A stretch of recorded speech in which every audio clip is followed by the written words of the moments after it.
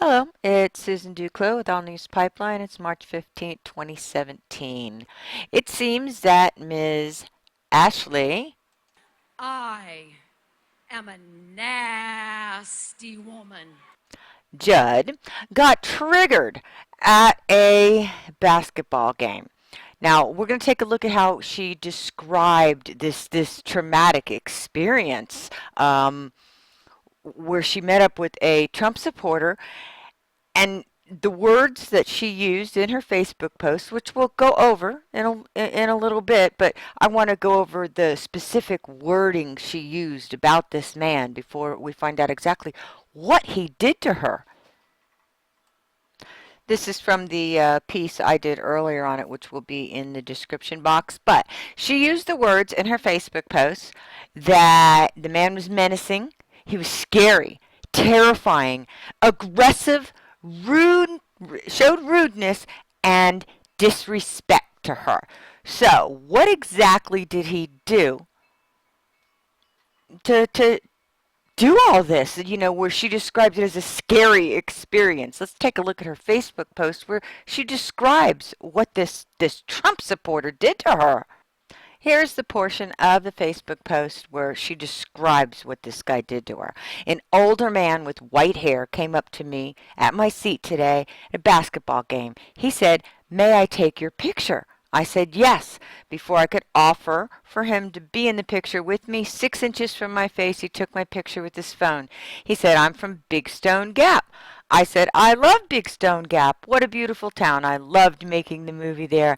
I went on to say how good the cooking is, mentioning, of course, the pineapple upside down cake and the pumpkin pie. She goes on that she was going to say more, but her insides were clenching, so she just concluded by, "I like Big Stone Gap." So the man said to her with what she calls open hostility, quote unquote, as he was backing away, "We like Trump." That's it. That is what he said to her, that she described as terrifying and rudeness and disrespectful. And she thinks that basketball games should be no politics here, safe spaces. You can see this in her hashtag.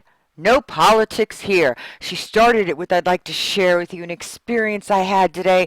It's uncomfortable and scary for me, and I have a hunch that some of you have had experiences like it." The man asked her if he could take a picture. She said yes, he did. And then in leaving, he said, "We like Trump." That from a woman who grabbed her crotch, talked about Donald Trump having wet dreams about his daughter, went on a total rant, who thinks that her celebrity gives her the right to say anything she wants, but God forbid somebody just says the words, "I like Trump," and oh my God, it was a terrifying experience. It triggered her. She actually said it triggered her. So look, we're going to take a look at some of the reactions here that we're seeing, not only on her Facebook page, on other posts, but on Twitter, where there's now a hashtag no politics here. This is just a small sample. I tried to pick the one where there wasn't cussing and everything. Somebody named Cindy Sinclair Newman, poor old haggard has-been, shoots off her mouth about something she knows nothing about, then wants to be left alone about it. Priceless. Carol Morris Rose, Ashley Judd, I thought you were a nasty woman. You got scared because someone told her they liked Trump. Not what I would call much of a nasty woman. You're nothing more than a little whiner that is taking advantage because you're famous. If you don't have if you don't have enough about you to not get scared just because someone says they like Trump, then you're pitiful. And it goes on other posts of hers. I mean, these people are cracking down on her. Let's take a look at Twitter now. This is the no politics here hashtag on Twitter, the top ones. Somebody says, "How about no politics here for Oscars, Grammys, and Golden Globes?" And another one points out, "Fear these violent anti-Trump rioters, not an old man who said he likes Trump." And you've got others, "By expressing your political views to the public, you made it clear that no politics here is no such thing," which is another very, very good point.